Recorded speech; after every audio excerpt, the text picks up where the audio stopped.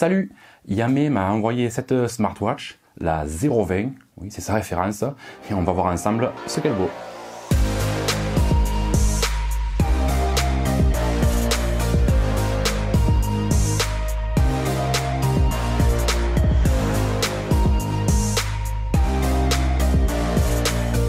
Déballage express, on a une boîte grise avec un gros visuel de la montre sur la face avant et quelques infos à l'arrière.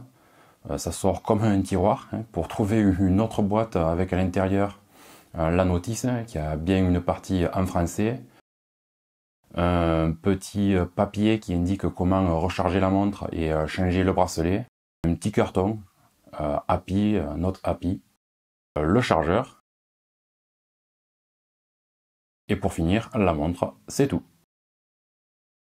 On est sur une montre rectangulaire, ça reprend le design de ce qui se fait habituellement, pas de grosse surprise. Elle fait 42 mm de long, 37 mm de large et 11 mm d'épaisseur. Ça reste dans la moyenne des montres de cette forme. Il y a deux boutons physiques, un à gauche et un à droite. Elle pèse 39 grammes avec son bracelet. Elle est complètement en plastique, mais de bonne qualité. Ça sonne pas creux, c'est bien assemblé et elle ne fait pas cheap du tout. Le bracelet est en silicone, il est hyper souple, ça surprend au début. Il y a 15 trous, ça doit être adapté du plus gros au plus petit poignet sans problème. Il est bien sûr remplaçable grâce au petit levier qu'on trouve maintenant habituellement sur les bracelets.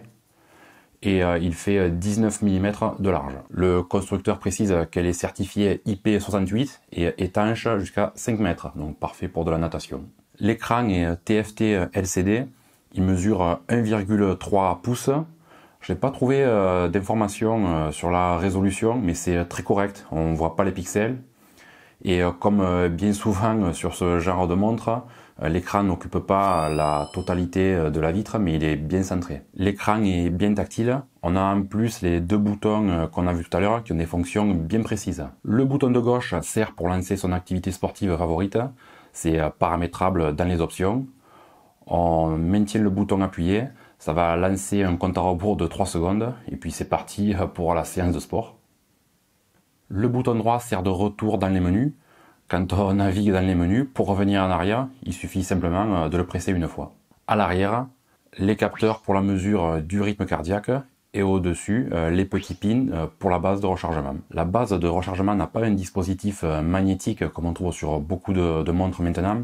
Là, on est sur un système plus mécanique. Il y a deux petits ergots à chaque côté de cette base. Il faut les faire correspondre avec deux encoches sur la montre pour la clipser. Bon, c'est un coup de main à prendre, je vous avoue que les premières fois j'ai un peu bataillé, mais avec le temps on s'habitue. Voilà pour le tour général, c'est une montre au design simple, qui est relativement discrète, dans une taille qui est quand même assez contenue, qui pourra même convenir aux plus petits poignets. On va maintenant regarder du côté des menus, ils sont peu nombreux, simples et traduits en français. Il n'y a pas trop d'erreurs de traduction, ce qui n'est pas le cas de l'application, mais on va y venir. L'écran principal avec l'heure et quelques informations qui différeront selon le fond d'écran que vous avez choisi. Si je glisse vers le haut, j'accède aux informations d'activité journalière comme le nombre de pas, la distance parcourue, les calories brûlées, le résumé hebdomadaire. Si je glisse vers le bas, l'historique des notifications. Vers la droite, des raccourcis de réglage rapide comme l'allumage de l'écran par mouvement du poignet, la mesure en continu du rythme cardiaque, le mode ne pas déranger et la fonction de localisation de votre téléphone en le faisant sonner et vibrer. Vers la gauche, les menus plus généraux. On commence avec exercice physique. C'est ici que vous allez sélectionner votre sport et lancer la séance. Il y en a 8 au choix. Alors, il y a de la marche à pied. Alors, je pense qu'il voulait plutôt dire randonnée. Donc on voit le petit pictogramme. Du vélo, de la course, de l'alpinisme, du tapis roulant, de la bicyclette fixe et du yoga. Pas de GPS intégré, c'est le GPS de votre téléphone qui sera utilisé pour vous localiser. Fréquence cardiaque pour visualiser la mesure du rythme cardiaque. On a vu tout à l'heure dans les réglages rapides que l'on pouvait paramétrer la montre pour qu'elle fasse la mesure du rythme cardiaque automatiquement toute la journée. Ce paramètre, on va le retrouver encore ailleurs, on va voir un peu plus loin. Pour la fiabilité de la mesure, je l'ai comparé avec mes autres appareils et j'ai pas trouvé de différence significative, ça reste très correct. Se détendre pour lancer une session de relaxation pendant 1 ou 2 minutes au choix. Alors, la montre va vous donner des instructions comme inspirer, expirer, en émettant des vibrations. Réveil pour paramétrer un réveil, je pense que c'est clair. Contrôleur de musique pour contrôler le lecteur audio du smartphone. Chronométrage, les oreilles, pour enregistrer vos records. Il y a aussi un compte à rebours. Réglage pour paramétrer la montre. Alors l'onglet cadran pour changer le fond d'écran. Il y en a 4 au choix.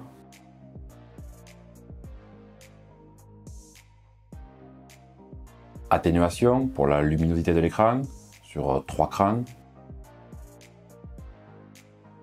Appui long pour personnaliser l'activité qui va se lancer quand on va maintenir le bouton de gauche qu'on a déjà vu tout à l'heure. Pour finir, à propos de et éteindre l'appareil. Je continue le tour des menus. Il y a ensuite activité pour un historique des sessions de sport et c'est tout. Ceux qui n'aiment pas et sont réfractaires aux menus, sous-menus, catégories, etc. Seront ravis de la simplicité d'utilisation. Pour aller un peu plus loin avec cette montre, il y a bien sûr une application, c'est Verifit Pro, qui va nous permettre de régler plus finement la montre.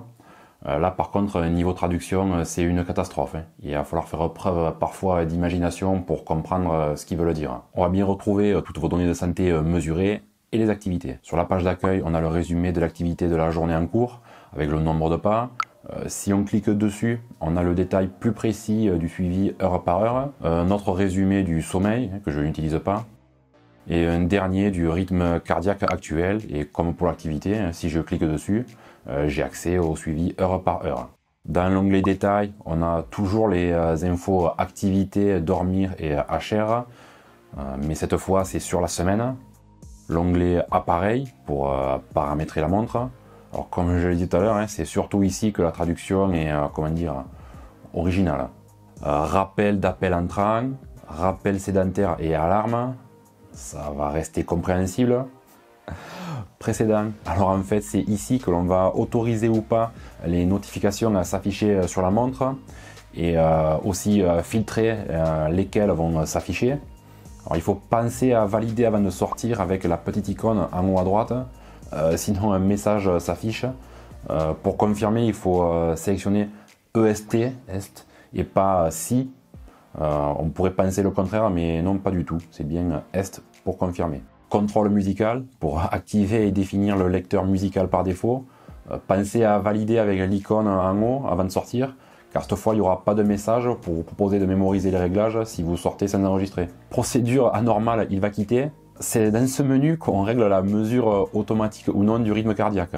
C'est la même chose que le raccourci rapide de la montre qu'on a vu précédemment. C'est un petit peu doublon, mais on le trouve à 2 endroits. Bon, là par contre c'est un peu moins clair. Soulever le poignet pour activer l'allumage de l'écran quand vous tournez le poignet. Soins de santé, c'est une fonction spécifique pour les dames, ça peut leur être utile. Plus pour encore d'autres réglages. Le dernier onglet utilisateur, où vous allez rentrer vos informations personnelles. À noter qu'il n'est pas obligatoire de créer un compte. Alors ça c'est bien parce que c'est la mode de créer des comptes pour tout et n'importe quoi. Là c'est pas obligé.